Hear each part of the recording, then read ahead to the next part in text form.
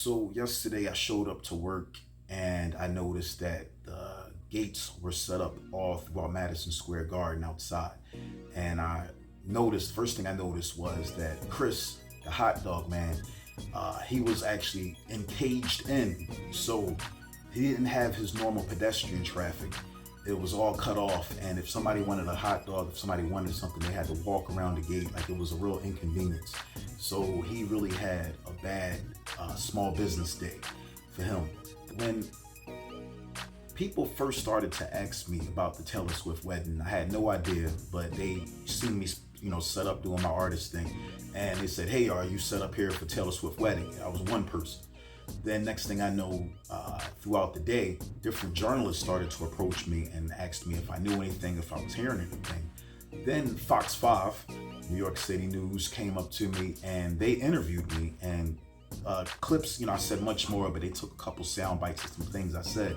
But one important thing that I said that they didn't include in the interview is that when they asked me about what did I think about Taylor Swift, getting married there in Madison Square Garden, in my small opinion, what I think about it, I said that as long as it didn't hurt the small business owners around the area. And that was one of the first things I said to them on camera. And of course, with editing, things get spliced up, so that didn't make the cut. But then I seen that that's exactly what happened. Small businesses right there at Madison Square Garden suffer because of those extremely large events where the police have to bring barricades and all those type of things, and it creates a very much inconvenience and a total loss, because when the vendors, food vendors particular, I asked to move, I asked to leave, there is no compensation, there is no, what can we do to assist you with the loss that you made for the day? It's just get out of there. And this is what one of the owners of the halal carts had to say about that. My name is Al Said, I'm the HotDog cart. Actually, we've been here for this location more than 20 years. And also when we start to do that thing, we didn't make business at all. We have 2 workers a day, we have a lot of stuff. We spend more than $600-700 every day. We're losing our money. Like 2-3 weeks ago, we used to have the game here. We didn't work even one day. Every time we're moving us from here, and actually we didn't make business at all. I have a lot of workers, and I pay him from my pocket, and this is not fair. We talk to a lot of. When the police come, he take us like we are a piece of rubbish or something like that. Come on, guys. At the end of the day, I do want to wish the wedding well and their marriage, their union, all that good stuff, on a spiritual matter. But as far as business goes and just entertainment, getting married at Madison Square Garden, the big spectacle of it, that yes, it's amazing, yes, it's great, but I've seen firsthand how it affected small business owners. And I am a representative of those type of people. As being an artist, I have a voice, so I can convey myself differently. Chris Colombo, I like to call him, he will never rock the boat. That's not his style. He takes the L's, he takes the loss, and then he just comes back the next day. He's been selling hot dogs and vending in New York City before I was born. So I respect the fact that this is a man that I can look at that gets up, he does his business every day. He used to work 15, 16 hours a day, slowed down a little bit. And, I felt for him.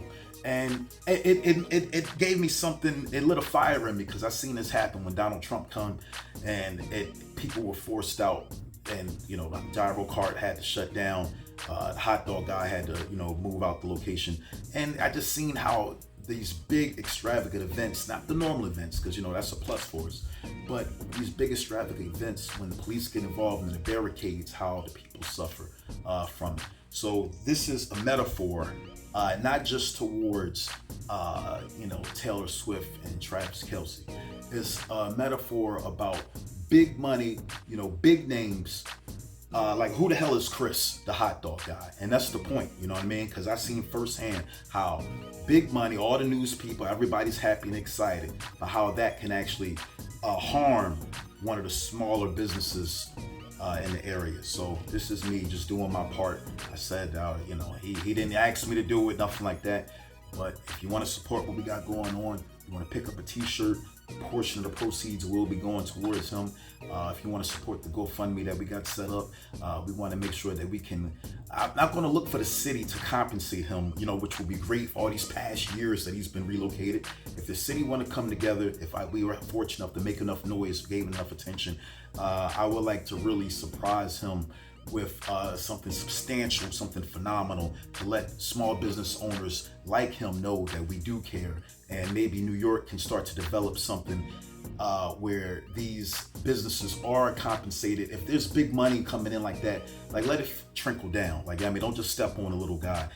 Empower him and support him, and that's all I truly have to say about that.